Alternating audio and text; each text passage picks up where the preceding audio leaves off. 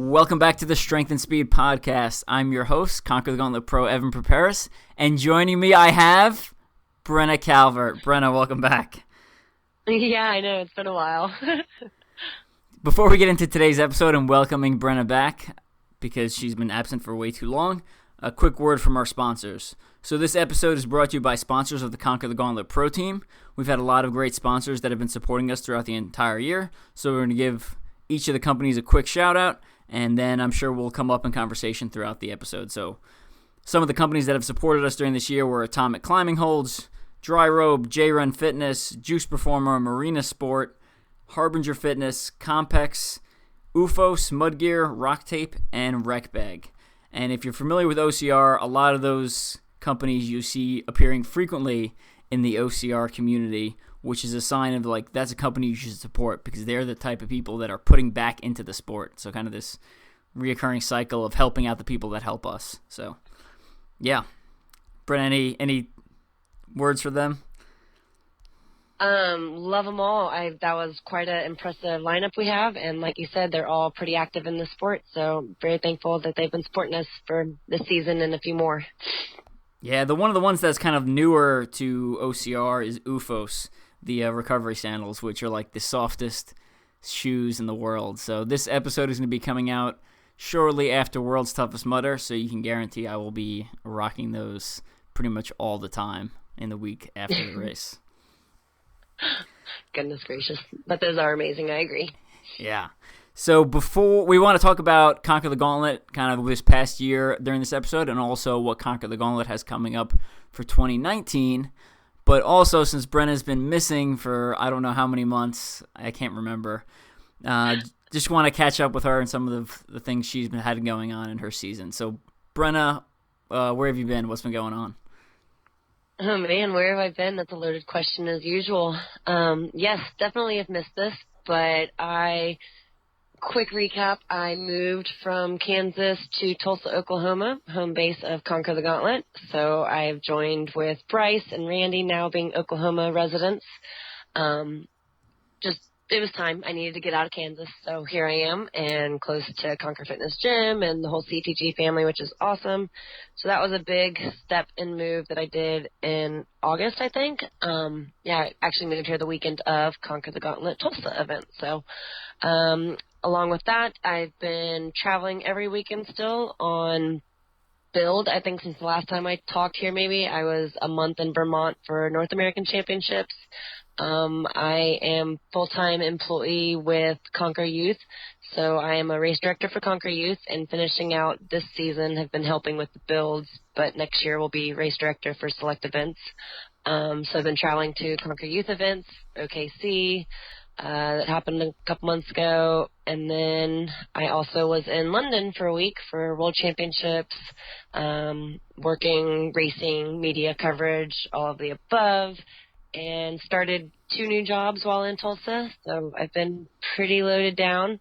I think I had maybe 2 races that I actually was able to make it to in there, so we can discuss those in a bit too. And yeah, I've also, the sound of me right now, so this episode is being recorded just after London, and I'm recovering from still being sick while I was in London. We can talk about that in a bit too, whatever, but I'm sounding better, so hopefully I can make it through this episode, guys. But glad to be back, and hopefully Evan will continue to keep me coming for the off season now that I have some stability going with the schedule and everything. Yeah, now that the season's dying down and, again, as World's Toughest Mudder kind of wraps up, my schedule opens up a lot more too, because as we started this podcast, the goal was not to take away from training, so I try to squeeze them in when I can, and when in the off season, November, December, a little bit of January, there's a lot less training on my side going on, which basically lots of the high volume running goes out the window and it becomes mostly strength training. So my schedule should free up a little bit more too, so hopefully we can connect a little bit better. Well, that's what we were laughing because I was like, yeah, I'm back in like a good service zone with Wi-Fi, but I'm now working 2 jobs Monday through Thursday, and then every weekend I've been traveling. And unfortunately, that still continues until, like, I think December, the first weekend in December is the last weekend of travel, but I'm traveling every weekend. Again, this might be coming out then, but I've got Conquer Youth events, my last few races, and I'm ready to be done because I think it's all catching up to me like it does every year. Yeah, no kidding.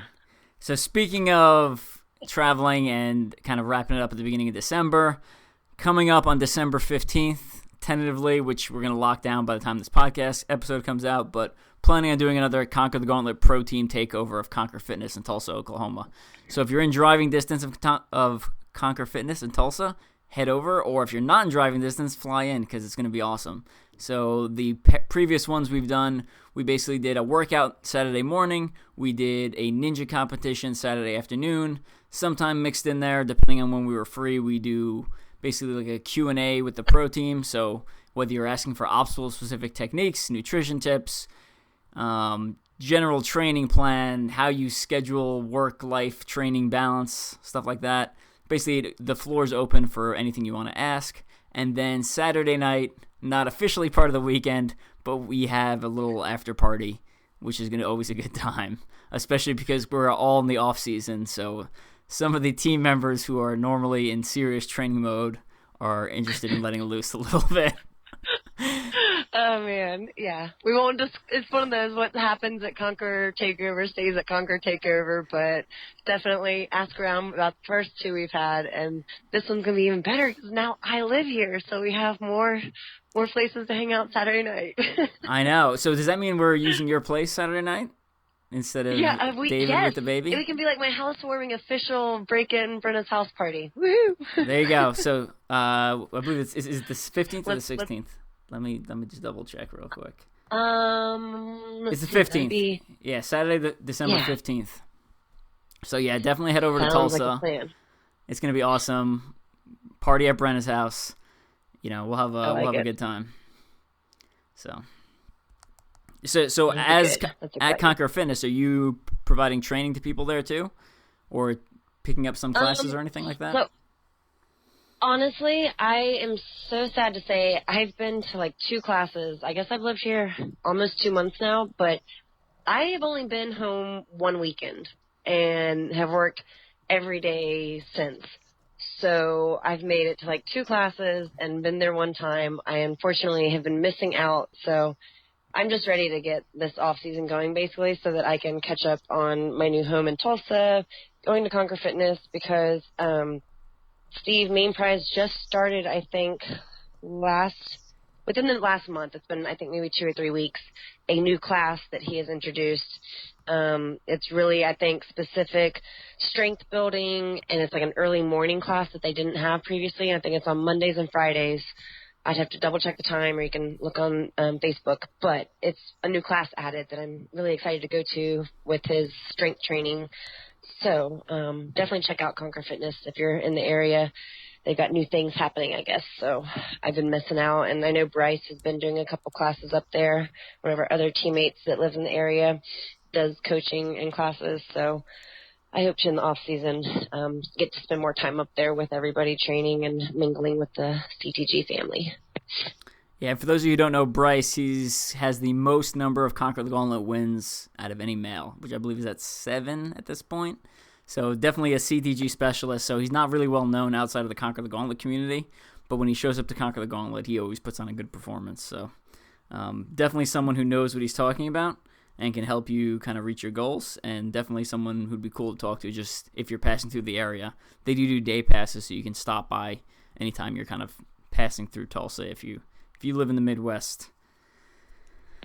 All right, so you said you're also involved. Message me and I'll try to meet you up there.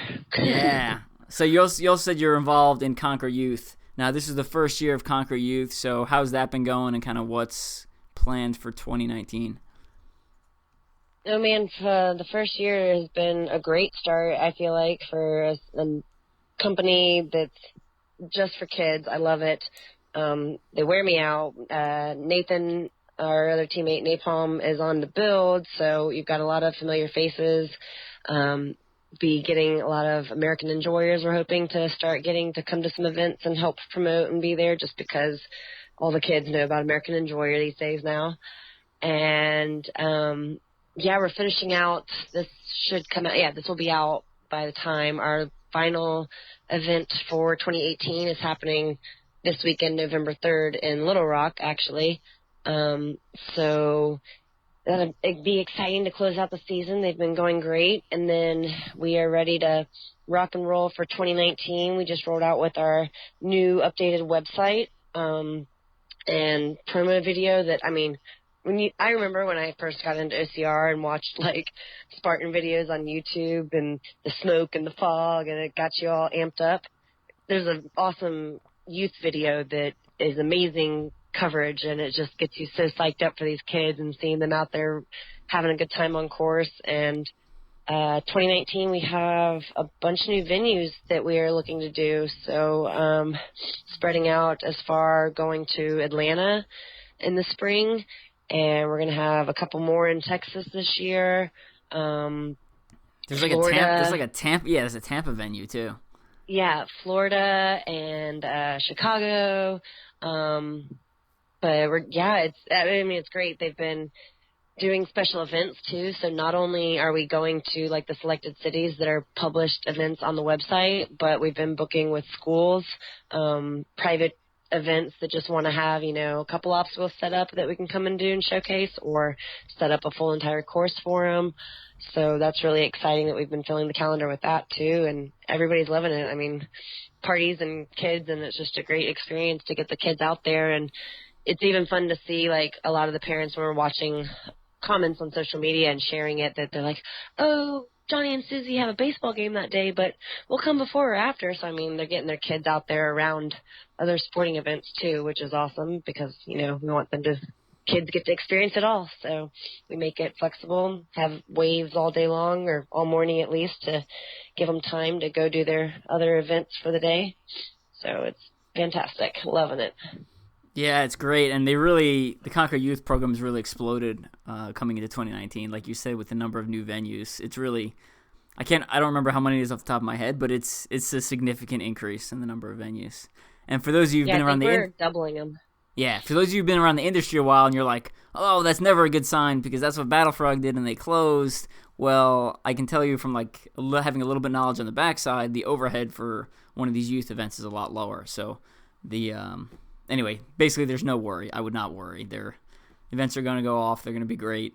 The Conquer the Gauntlet and the Conquer Youth program is going to be inspiring the next generation of OCR athletes, and kind of this is the way to expose them to it.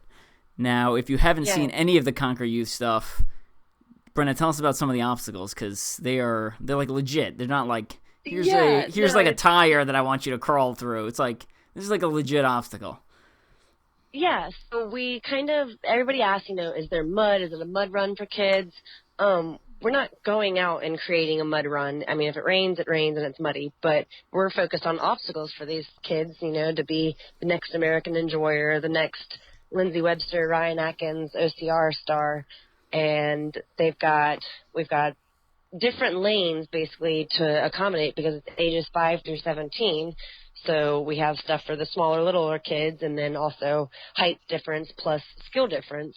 There's a rig with Force 5 holds on it. So, I mean, it actually has rings and balls and grips. And then we change it up. There's an easy lane and then a harder lane. And there's monkey bars, of course. Something that's really unique, I think, to a kids event is we have basically like the ring hook or ring toss or whatever you want to call it that you've seen. It's now, I think, featured in Indian Mud Run, and it was at OCR World Championships, but where you have pegs and you traverse them using rings. We have that for kids.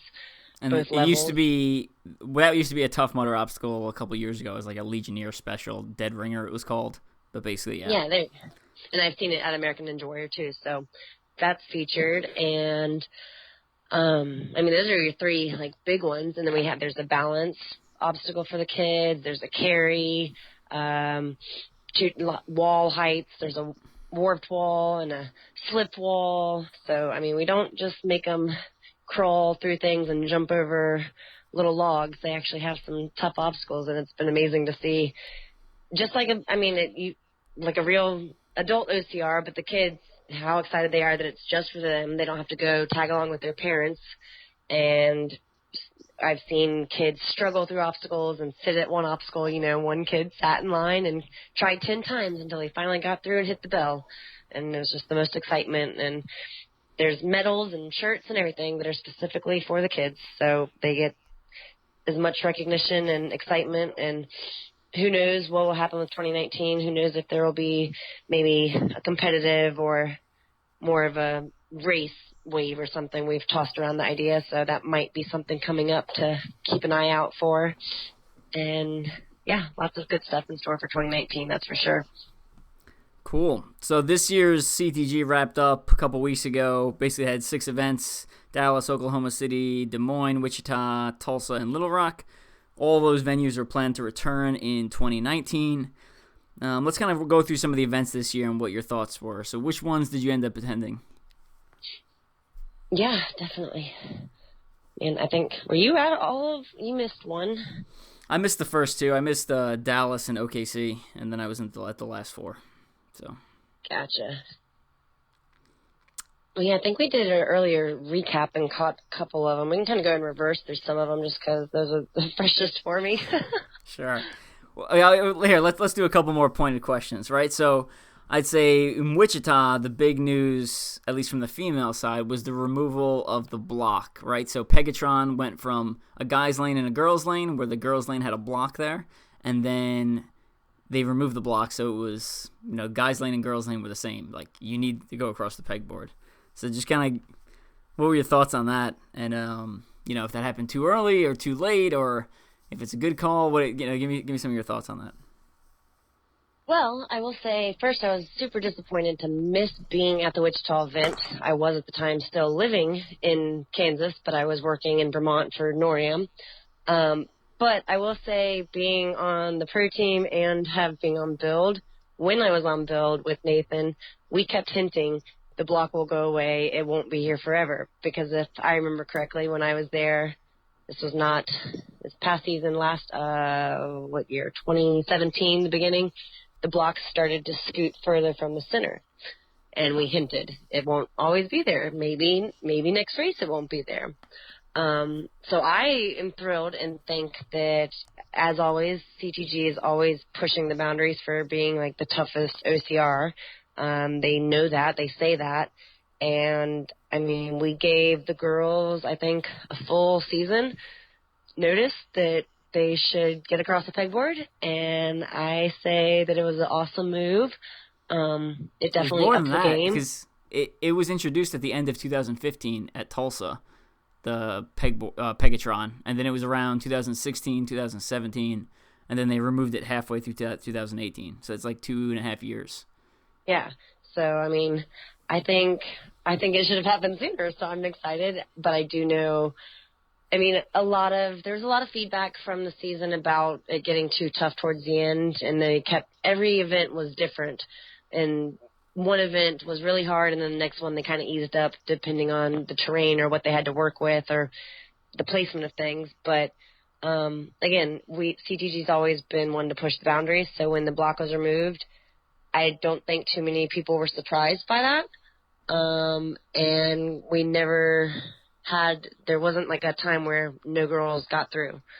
So it's definitely shown that girls and athletes in OCR in general in the past years have just upped that grip training, and there's always new things being added. And the pegboard has been added for a few years now, and people have been specializing just on that. And now that the block's gone, I think kudos, because I think if you could get to the block previously, you should be able to get through.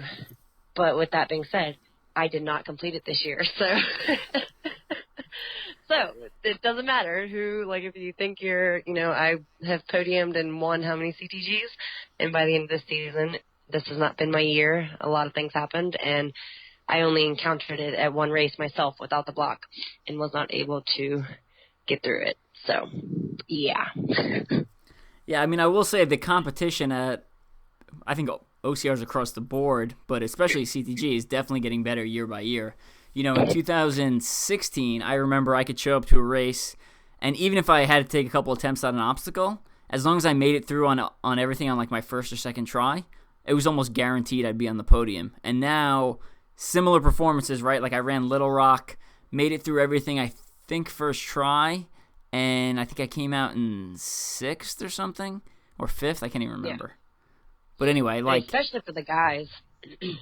But like the past 2 years in Little Rock, I came in 3rd, and even, I think it was last year, it was like a morning dew across the rig, so the rig was all wet. So I ended up getting stuck at the rig for, it took me like 5 tries to get across, and I still came in 3rd, even with, 4 miss attempts and, shaking my hands out and a little bit of pacing and stuff like that. So competition is definitely getting better, and I think, they continue, like you said, they continue to push the limits and make athletes get better.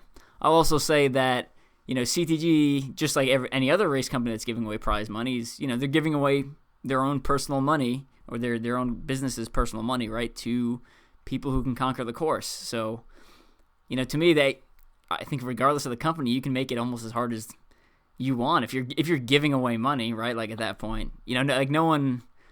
I mean, obviously Ninja Warrior is a little bit different because they're giving away a lot of money, right? Like $1 million. That's like preposterous amount of money.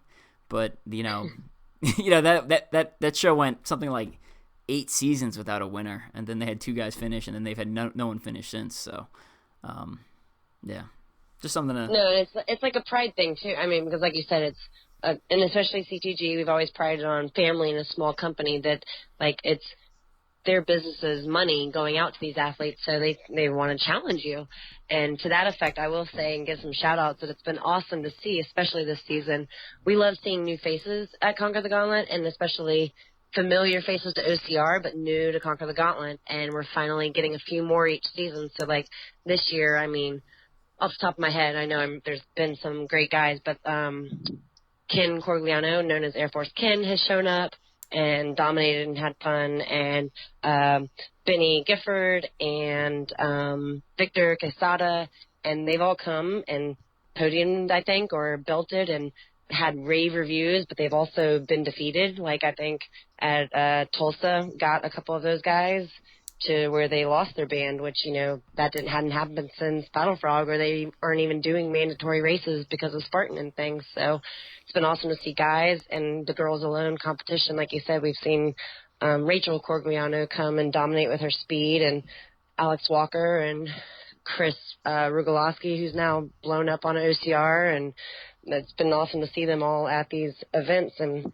I want CTG to keep getting the faces because it just brings it's hard, and I love, not that I want to see these people like struggle, but I've seen them succeed, and then it's awesome to see them at a tough race again, like Battle Frog, and remember those days. And I think it'd be nice to get a Rose Wetzel and Lindsay Webster, and we keep trying, and the schedules just conflict, but hopefully we'll get them out one season and they'll attempt the Pegatron without a block. Or since we can talk more about the last races, I mean, Pegatron evolved past the block, did it not?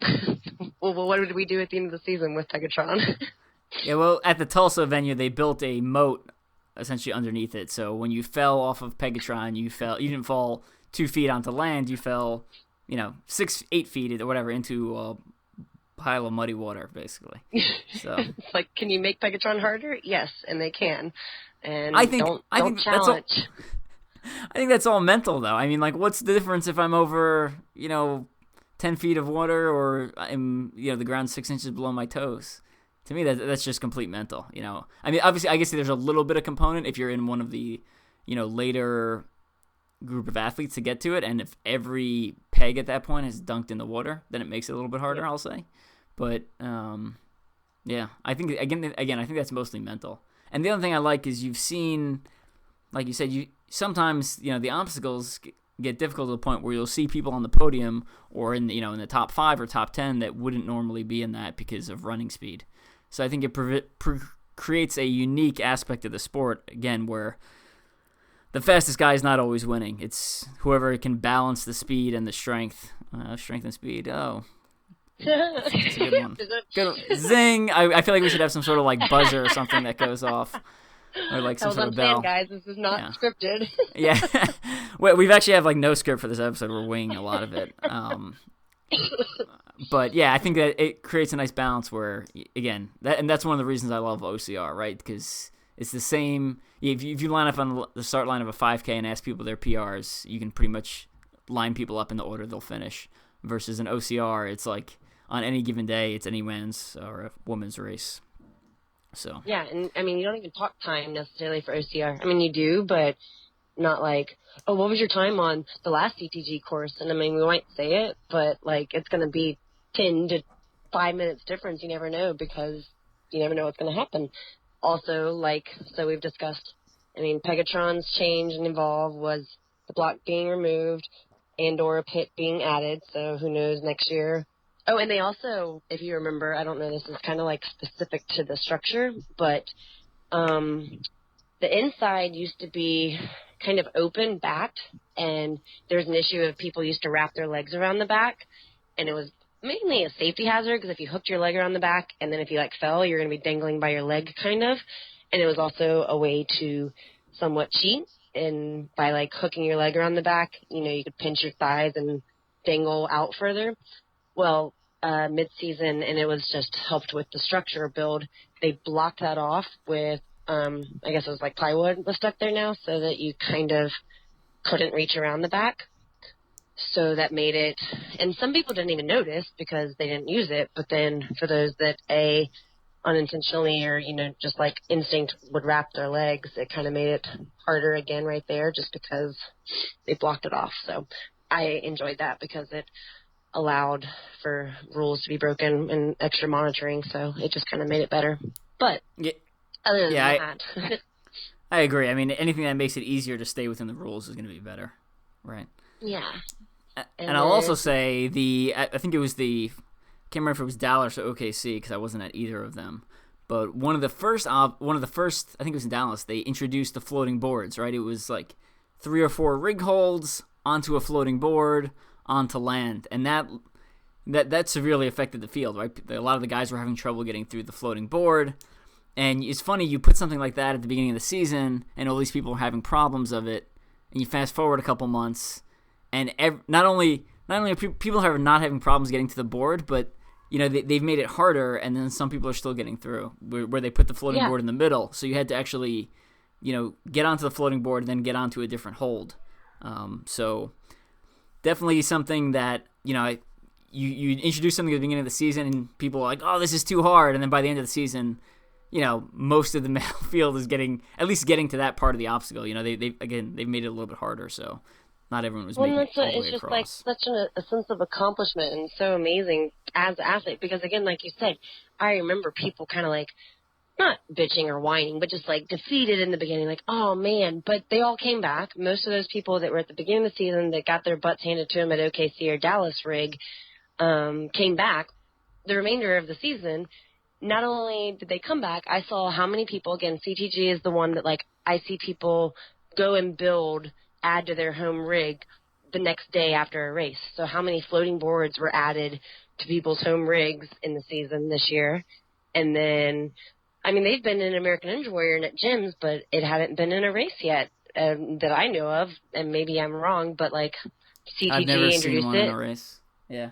Yeah, and people failed miserably and went home, built it. And then, like you said, they got it on the next race, or some of them didn't. But I think it was CTG Tulsa was the hardest rig I've accomplished. And I think it was the same for guys, but they had, like, on the guy side, it was a floating board and, like, this crazy PVC pipe. And they put that on the girls, not the board, but the PVC pipe. But it's like how many people finally got through it. And it was just like, y'all remember at the beginning of the season how much whining you did about it? And now you just did something twice as hard, and how accomplished they felt. It's awesome to see it and witness it. And then, I mean, again, there was the flip side. There were a lot of people that were defeated, but some of them, I mean, some will say it was too hard and it took away from the fun, but I think there's very limited that felt that way, and it wasn't anything intentional by the owners of CTG. You know, sometimes the way an obstacle falls in line with the others, it just becomes harder and takes out the entire field.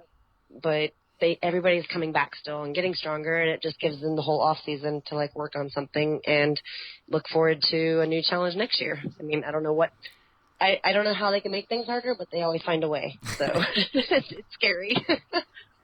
You know, my two of my favorite, I think they're my two favorite CTG races ever were this year. So one, CTG Des Moines or Iowa. I finally came in first at a normal CTG. I've won CTG XDC before, but I never won a regular CTG, and I had like 8 something podium finishes. So, right, huge sense of accomplishment there. But then at the next race, which was Wichita, I came in, I think, 9th, and I had, I'd say, almost as good of a sense of accomplishment, but not because I won, but because I made it across a rig that I was having a lot of trouble with, right? I got stuck it was floating board to a rope, and it just took me, I don't know, like whatever, 9 tries to get through it. And there's a video of me getting through it online, and I'm just like, I scream so loud when I get across, 'cause I'm just so happy, you know? And I remember the video, and I remember the carnage, because I was in Vermont, and I was just like, what is going on with my team? And some of y'all, poor guys, lost bands that like had never lost a band at CTG, and it was heartbreaking, but I was like, oh my gosh, they're gonna be so pumped about it. You know, like I was heartbroken, but knew that none of y'all were gonna be pissed. Everybody was just gonna be like, oh man, this is not happening again. And It was crazy. Yeah, but it made me like, again, I had trouble getting to the board and then getting off the board, and it made me go train harder, where when they put it in Tulsa, again, it was floating board to that PVC pipe. That was during my Conquer the Gauntlet thing, my 48 hours. But, you know, when I made it to the board every time, like, without even an issue, versus when I got to the board for the first time, you know, Wichita, like, I fell off right away. So even just like a month apart or whatever it was, I had made significant improvements in my skill, which makes me a better athlete overall. And I'll also say, when it comes to like obstacle, I've said this before on the podcast, when it comes to obstacle difficulty, people's always actual answer is, I want to be able to get across, but anyone who's worse than me can't get across. Like, that's the ideal level of obstacle difficulty. But, you know, with these races, I'd say 90% of the field, right, most of the open waves are still failing things like the rope climb, right? So whether, you know, when you're talking about obstacle difficulty, I think there's a real small percentage of the paying participants that you're talking about as far as like who's going to enjoy it, who's not going to enjoy it, and stuff like that. So I think there's a lot of people who say they want to be challenged, but then when they actually are challenged, they don't like that feeling. Like, it's because at some point you're going to fail, right? At some point it's not going to go well. And that's a temporarily uncomfortable feeling as long as you go back at it and train and improve for the next event. So just my 2 cents on the topic. No, I agree. I did want to throw in kind of a little plug at the moment, because I forgot that as we're talking about the rig, they incorporated, and I think through the whole season, had atomic holds specifically on both guys and girls lanes. They had the atomic bungee and the different like crossbars or balls. And so definitely, if you're trying to up your rig game and know that you're coming to CTG, I get some atomic holds, and check out our website for links to them. But we also, when we set up our pro team tent, have like a atomic pegboard configuration that you can get for your home, and have atomic holds to work on like ball grip and pegs at the same time. So it's pretty cool. Yeah, obviously a huge fan of Atomic, and love them for not only for rig training, but I also use them for strength training, right? So like, I even do things like, I've taken a piece of fabric and looped it around a dumbbell and then used that with like an atomic hold for like bent over rows and stuff like that. So I think there's a lot more uses of them than people initially think. And then also if anyone else wants to work on more grip strength, another one of our sponsors, Harbinger, makes fat bar attachments. So it's like a rubber sleeve that goes over a dumbbell or a barbell, and it allows you to work on grip strength while you're working on training other muscle groups, whether that be back, chest, or triceps, or biceps, whatever you're working on that day. Not to get too sidetracked, but I get so excited when I see things like from our sponsors out in quote unquote real world, because like I'm always at OCR stuff, but Harbinger is everywhere. I mean, they are a fitness company that has everything. Like, I went to the store at Dick's to pick up a home pull-up bar because I just moved, and I bought a Harbinger pull-up bar. I was like, oh, I get to support my sponsor just like they support me at a non-OCR thing. So keep an eye out. Harbinger's everywhere. All gyms, training facilities use their belts.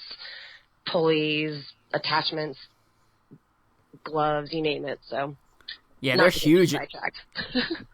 They're huge in the strength training world, and I know Randy teaches that was it Buns and Guns class at her gym, where she uses the dip belt, which I use mostly for pull-ups and weighted dips. She uses it as a way to drag tires. So her and her like female mom athletes that she trains like hook it up to a tire and like run up and down the parking lot dragging. Love A lot of uses there.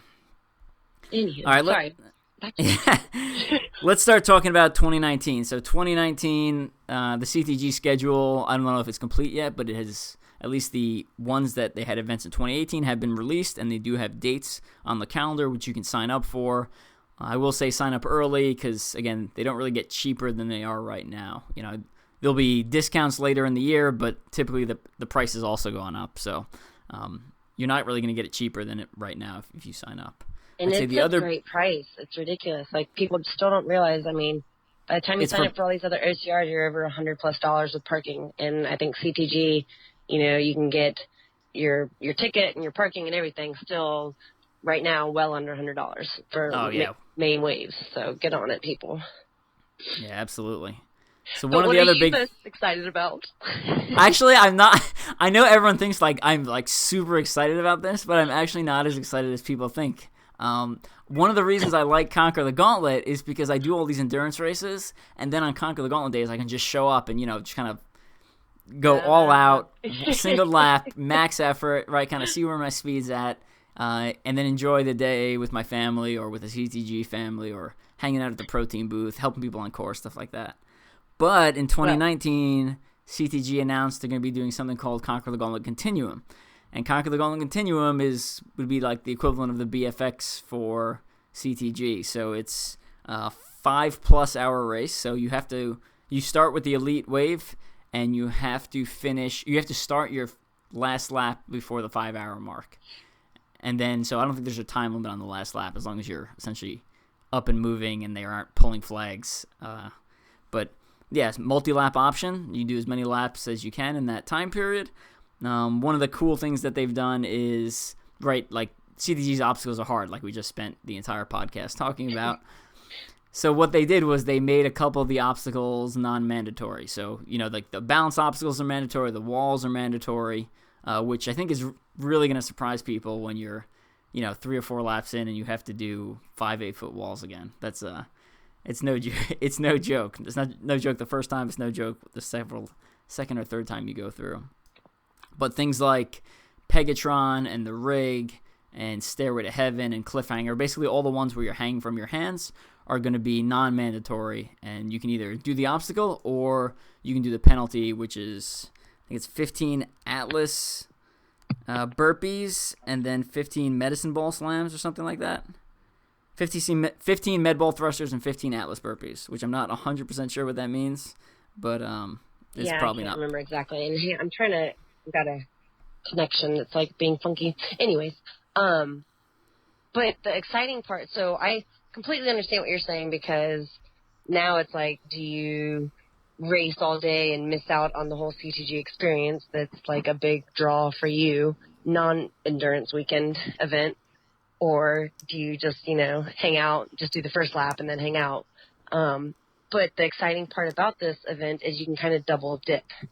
So because you start with the elite wave, for those running competitively in the elite wave and think they can go all out and then continue that later on, you basically can podium or belt in the elite wave and continue to do the continuum all day and possibly go. There is a prize for a continuum top finisher, and you could get both, which is kind of cool. Yeah, definitely.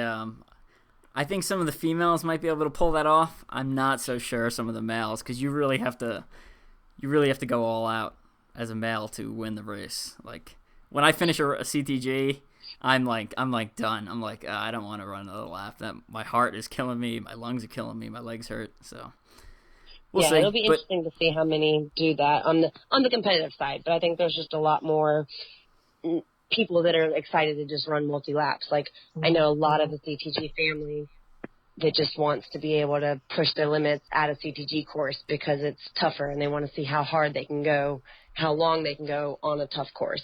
And so this gives them that option. Absolutely. And I don't know if you were checking Facebook right before we started this podcast, but they literally just showed the 2019 medals. Have you seen them?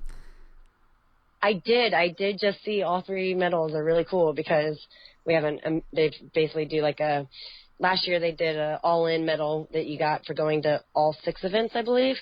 And then for 2019, it was just announced basically 4 races gets you a really cool collector's medal. And they, like you said, just released that a couple hours ago from when we're recording. And so it's the finisher medal for your regular CTG finisher. And they released the 4 race collector medal and the continuum multi-lap medal. So that's all the bling. People like the bling. Yeah, they did a great job with the all-in medal this year, if anyone saw it. It was like, dessert plate-sized medal with a bunch of gauntlets on it and a lion head and stuff like that. And then this year, the 4 race venue medal she's talking about is called the Centurion. So it's 4 races, which will be 100 obstacles, hence the name Centurion. And it's pretty badass looking. It's got a lion with some gladius swords behind him and a helmet on and stuff like that. And it looks larger than the other ones significantly. And the Continuum medal looks cool too. It's a bunch of like gauntlets grabbing each other in a circle and a lion peering through the middle. So yeah, they did a real good job with the medals this year. So I'm super excited to see what these actually look like in person once they're actually produced. So yeah. So that kind of wraps it up. Some of the highlights for CTG. Before we go, we got probably another 10 minutes or so. Give us a couple of quick thoughts on your experience at OCRWC. I know we're not going to go into too much depth because, again, by the time this gets released, we'll have done a different episode talking about OCRWC. So just give us the Brenna version of what it was like. Yeah, it was awesome. Always, this is my 5th year to be at the Adventure Championship events. I've been to every one of them. I've been on build, all sides racing, and this year I went mainly to race. Did media one day for Mudgear. Mudgear sponsored me to go and provide some coverage for the weekend in return for racing and representing them. Overall feel was awesome. It was so different though, like night and day compared to Ohio and Canada. Festival was different, but not different bad, just completely different. There wasn't like a building village, everything they made was from a tent that was brought in and food trucks and vendors. So it wasn't like restaurants and bars like Canada was. Lots of spread out, but there was way more spectators because I think Europe and OCR originating there, a lot more people live like in the rural area outside of London than where like OCR here's go to kind of the middle of nowhere and there's no one around that wants to come watch. So it was the opposite there. I felt like there were spectators and people everywhere. It was kind of crazy, to be honest, like running around with media and trying to navigate the course and the people. So it was a fun, very excited feel. I unfortunately have been, like I said, sick, so something happened and I didn't eat like all week. So I wound up pulling out of the 15K, couldn't race because I hadn't eaten. I slept under a table all day pretty much. Did my best to go check things out and get on course a little bit with Tracy because he was there on build. But same awesome field for like the team day was again awesome. I don't want to go into too much detail, like you said, because we'll have a full episode, but very different from any other event, but another unique, amazing event put on by Adventure, Adrian, the staff, everybody being there, along with the nuclear race crew, James. It was great to kind of pair with another permanent race course. So it had a different feel because it was a permanent event, kind of flashback to Ohio. So kind of mixes all the worlds that we had before for the 5th year. It was kind of cool to see how it all came together. Yeah, well, you still managed, even though being sick, you still managed to do a good job covering some social media from Mudgear. I remember you seeing your Instagram live stories, Instagram stories covering various parts of the event and hanging out with some of the dry robe guys and stuff like that. And the it was people. awesome. So. I saw, 2 of our sponsors themselves, like different families of them being in the UK, so I got to go meet some of the European representatives of Rec Bag and Dry Robe, finally meeting like the official Dry Robe people that we've been sponsored by, which was awesome. And then, like you said, the coverage. I've started, everybody's kind of known that, I do a lot of live coverage and with CTG, and I love it.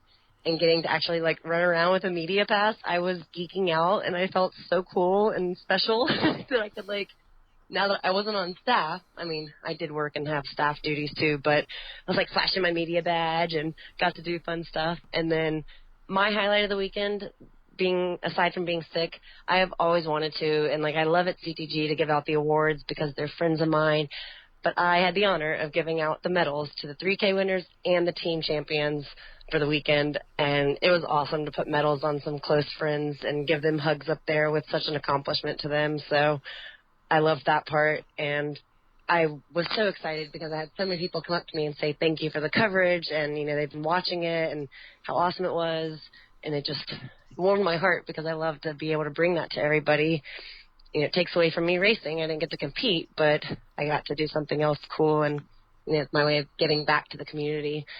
And because this year, actually, this event was the first time the amazing, talented, my idol, Margaret Schlachter, was not covering the media side and no longer with Adventure Race. So I was told, like, the coverage from OCRWC was different this year because they had people that didn't really know all of, like, say, the Americans that were over there racing. And so it was kind of cool that I got to be one of the front media people that actually knew everybody by name and brought some really good different coverage than what they're used to. So I was excited and honored to be able to do that.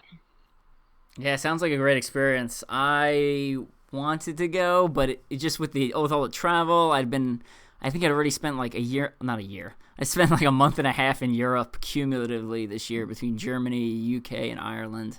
I already did a UK race this year, toughest UK, and then it was like, it fell right on the peak, what would be my peak week for World's Toughest Mudder, right? So like I wanted to get in some good training mileage, especially I feel like some of my training has been a little bit off this year, so I wanted to just like buckle down and just really log some miles, and I did. I ended up covering 111 miles the week of OCRWC, so it was a busy week for me. That's a new PR for weekly mileage. I try to like PR my weekly mileage once every year, kind of in the spirit of making things harder and making myself a better athlete. So I've been sometimes it's like congrats.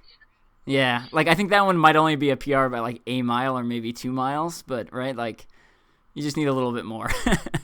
So, yeah. And I felt really good. All the traveling, I mean, that's something different that being from the U.S. to experience. Like every past 4 years, Europeans have come over and interrupted their lives for traveling this way, and jet lag. Oh my gosh, I know you travel way more, and I travel the entire like year, but the distance, like this is just, again, I'm still recovering, and I've heard from others that, have felt no motivation to train the past week, getting over the travel, and it would have ruined, like you said, leading up to World's Toughest Mudder. So kudos to everybody that's done it for years coming over to us, and I'm proud of everybody that has traveled and is recouped and back to work and functioning now. But it's rough, and again, a whole different aspect when you try to factor in racing and traveling across the world for it. So it's made it very different this year for everybody, I think. Yeah, I'm always very impressed with the international athletes that fly over to the U.S. for racing. We don't think about it, again, because we don't do it as often, but, between not only the jet lag, but also, like, the things you usually buy and eat are no longer there, right? So, like, if you usually go to Chipotle or Panera Bread or wherever you eat normally before a race, whatever your pre-race ritual meal is, like, that's no longer there. So now you have to go find someplace else. You don't, you're like, all right, well, I'll just go to the store and grab a bottle of this and a snack of this. And you go to the store and like those things don't exist because you're in a different country. Yeah, so and that's what got me. And again, I don't need to go into too much detail, but like between the time difference travel and then just like the different style of food, I don't know, my body rejected, and I didn't eat. Like I left the U.S. Wednesday afternoon. My last meal was Wednesday afternoon, and then I didn't eat something until maybe Saturday night is when my body finally allowed me to eat. But that's why I didn't race, because I had maybe max 1,000 calories of liquid something.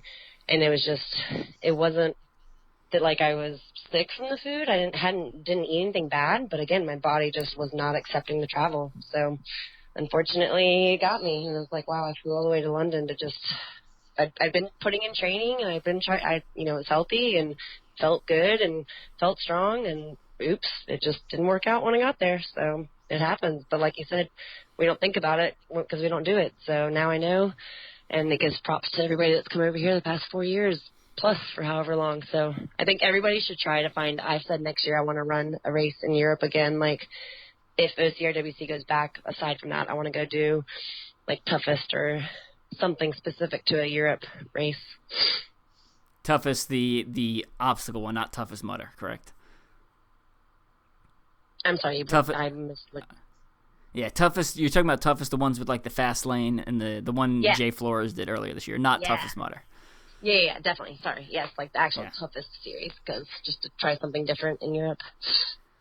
Yeah, and then on top of all the traveling, right? In the UK, you're driving on the wrong side of the road, so there's also like some like anxiety and stress. Like I remember being stressed slightly because I had to drive on the wrong side of the road to get to Toughest Mudder UK, and like my wife wasn't driving. I had my daughter in the car, and I'm like driving on the wrong side of the road, and then running a midnight race and all sorts of stuff. Yeah, I actually we had my trip in London started with a flat tire on the way from the airport to the venue because unfortunately we kept hitting some curbs. I was not driving, but yeah, didn't make it all the way without a flat tire. So I will say one of the things, another shout out to our friend Amin over in Lebanon. That was super nice when Brenna and I went to Lebanon.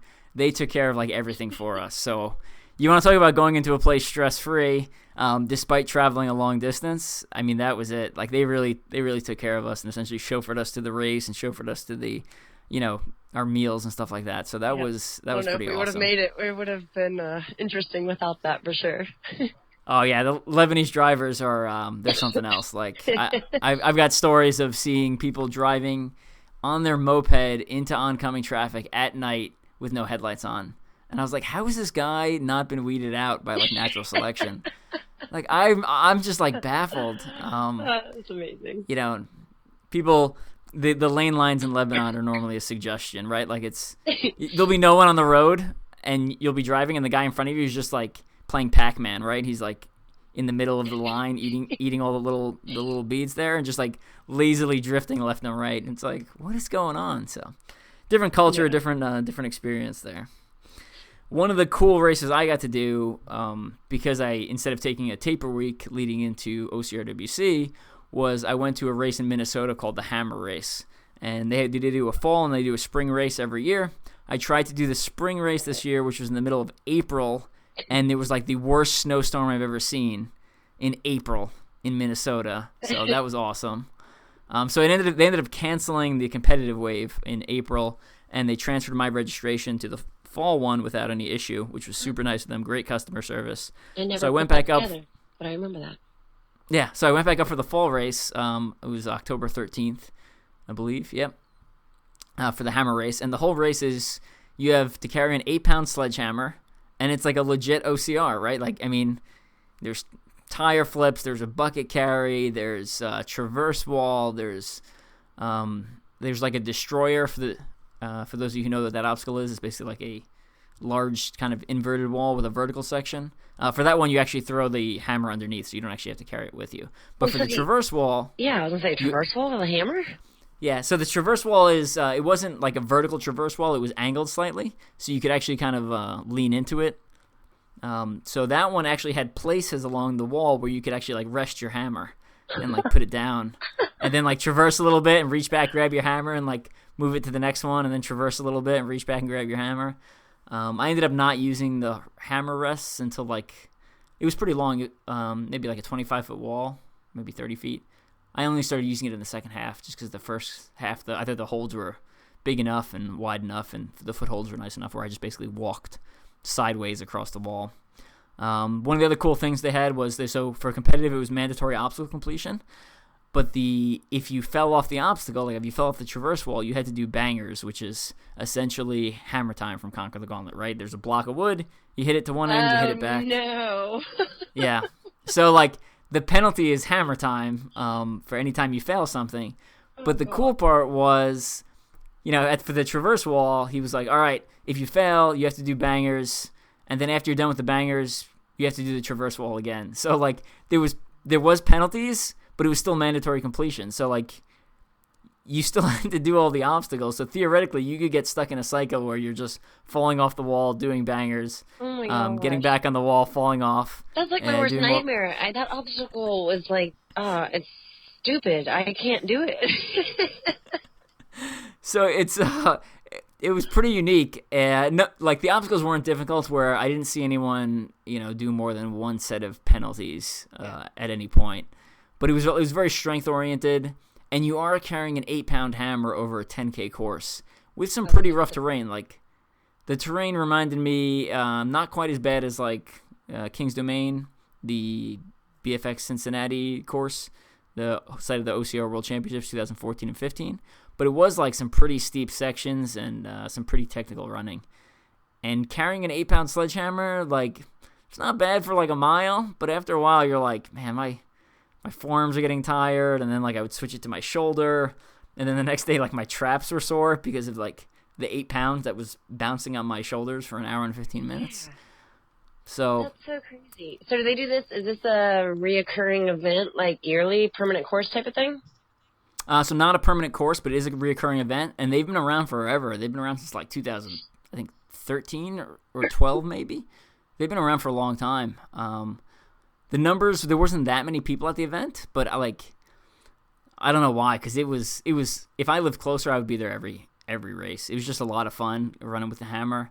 And then on top of that, the prizes were pretty cool. So they only awarded first place prize, but they gave you like this legit hammer. So one of the girls who had won previously had it was like a full-sized, like, fancy sledgehammer, I would describe it as. This year, the prizes were, it looks like Thor's hammer. So I ended up winning. So I have a black, essentially spray-painted Thor's hammer, which is pretty badass. That's awesome. It's like it's definitely one of the coolest prizes like I've gotten. I was like, this is freaking awesome. Like, I love this thing. Yeah, and that's one of our things was just weird collections. So is there like a story or reason behind the hammer, or anything? I don't know, like a firefighter that like carried a axe with them or something? I don't, like, is there some, or they're just like, hey, we want to do this because it's cool? I think they just decided to do it because it's cool. It's a good question. I didn't end up asking it, but it was a lot of strength obstacles. So tire flips, bucket carry. One of the very unique obstacles was called the black door. So essentially, I didn't think I was gonna like it when I came in, because I'll describe it to you. So you enter basically a roped off area. There's engineer tape wrapped around, yellow caution tape, whatever you want to call it. And it says, this obstacle is a black door, and every obstacle has directions on it. So when you enter the black door obstacle, it's just an open space of woods, and the tape kind of zigzags to the left and right, and you can pretty much see both sides of the tape at all times, but it kind of weaves in and out. And it's essentially an open area, and you have to find the black door, and that's the exit. So there's like a black door in the middle of the woods. So theoretically, you could end up running an extra quarter mile looking for this thing because you ran right by it when you weren't paying attention. So you kind of actually have to start paying attention. So that was my big worry going into the event, because I was like, well, what if I get there first and then I get lost and I'm there for like 20 minutes and I end up in like 30th place? So I found it, I basically slowed my pace a little bit and found it pretty quickly. Basically, keep your head on a swivel and, pay attention, pick a side of the course and just kind of stay near it. That's unique, yeah. But I just have to, I don't want to go into too much detail about the whole thing, but like a tire flip with so was it essentially like a one-arm tire flip, or did you have to find a way to like put the hammer between your legs and flip the tire? So they do. They have a Facebook group, and they post all the rules ahead of time, which was really nice because I got to read them all. But every rule tells you what to do. So for the tire flip, you could put the hammer down and then flip the tire. Gotcha. For the bucket carry, you put the hammer down, you flip to carry the bucket. The timber flip, some kind of like a big railroad tie you flip over. You could put the hammer down. For the timber carry, it didn't say put the hammer down, so I carried my hammer with essentially the log of wood up the hill. And then some of the other ones, it's specific, like, one of them was essentially hammer time plus an atlas stone. So You carry the Atlas stone down, drop the Atlas stone, do the banger or the hammer time, so hit the block down and back. You pick up the hammer. You pick up the hammer. You pick up the Atlas stone, carry it back to the start point, drop it, and then go back for your hammer and continue the race. So stuff like that. And then they had like normal hammer time. They had tunnels. Let's see what else they have. They had a kind of like terrain races had where it's hammer time, but it's a tire instead of a wooden block. So the tire, when you hit it, it doesn't move very far. Oh, yeah. So you have to hit that one a lot harder and a lot more times. I think that's luckily, like that was only puck or something like that for a terrain race. Yeah. They did a couple of different tire drags, which are interesting. So one of them was like a hobo carry. So you put the hammer through a hole that's pre-cut in the tire, and you carry it like a hobo stick. You know what I'm saying? Is that like clear imagery? That's funny. I don't know. This sounds like something I need to go do because I love strength based. And then there's another one that was a tire drag, but it's like 2 or 3 tires connected, and again, there's a hole in one of the tires, so you put the hammer through, and you just kind of drag it. You drag the set of 3 tires with your hammer essentially as the handle.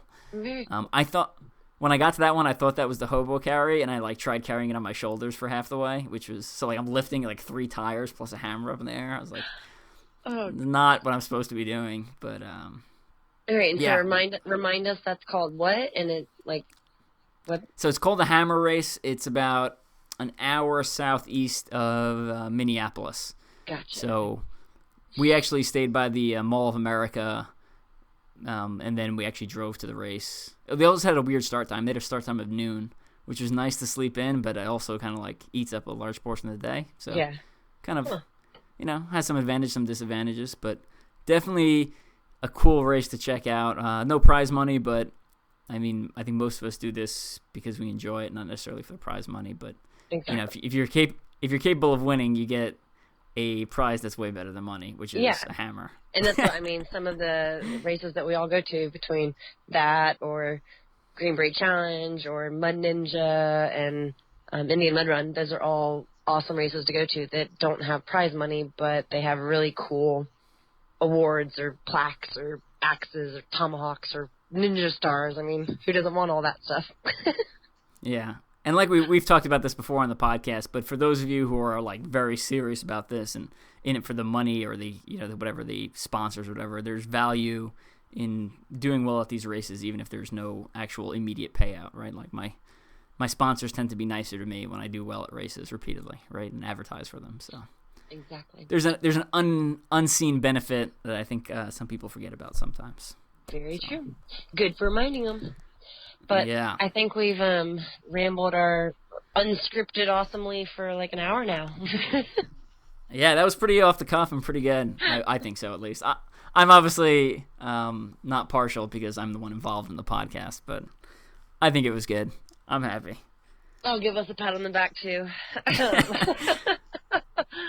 But I hope to be back more, and we're going to do any shout-outs for you post World's Toughest or anything for this coming out? Sure. I mean, well, you can give whatever shout-outs you want, but, yeah.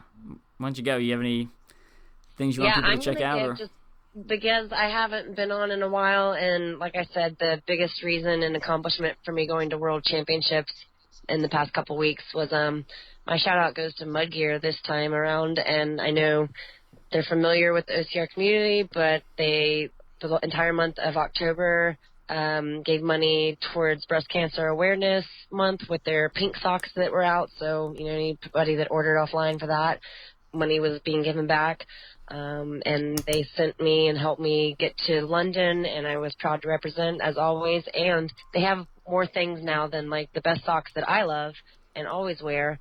They have, like a tack hat, so they have a hat for your patches that you can wear. It's great for running. It's kind of like moisture wicking, a good material, wipes clean. They now have amazing jerseys that are like open air cooling on the back, and they have a band around the bottom that helps stay like down and attach to your jersey so it doesn't roll up. Sleeves, koozies, car covers, seat cover things. So check out Mud Gear, and they've always been great to me and the CTG Pro team. So thank you. How about you? Cool. I'll just give a quick shout out for, again, head over to our website, ctgprotein.com, constantly updating with new stuff. We also have our new book out on there, Conquering the Gauntlet. So obviously the only book available that's specifically for completing Conquer the Gauntlet obstacles. So got a lot of input from the team on it. I'm the one who wrote 99.9% of it, but got some great input. Amy Pajic also threw her input in there and helped proofread for me. And it has updated information, so it actually published, I think it was like the week after CTG Wichita. So there were pictures from Wichita actually in the book from 2018, right? So it's got the most up-to-date information. You know, I knew about Continuum at that point that was coming out, so it's got some quick references to Continuum, although it doesn't have the actual rules. So pick up Conquering the Gauntlet. If you're going to be racing or running CTG Continuum, pick up Mud Run Guide's ultra-ocr Bible. And if you just want to train for all OCRs all the time, go pick up Strength and Speed's Guide to Elite Obstacle Course Racing. All are available from both teamstrengthspeed.com or ctgprotein.com. Brenna, good to have you back on the show. Let's do this again sometime. Awesome. Thanks, Evan. Thanks for listening, y'all. All right. Catch you later.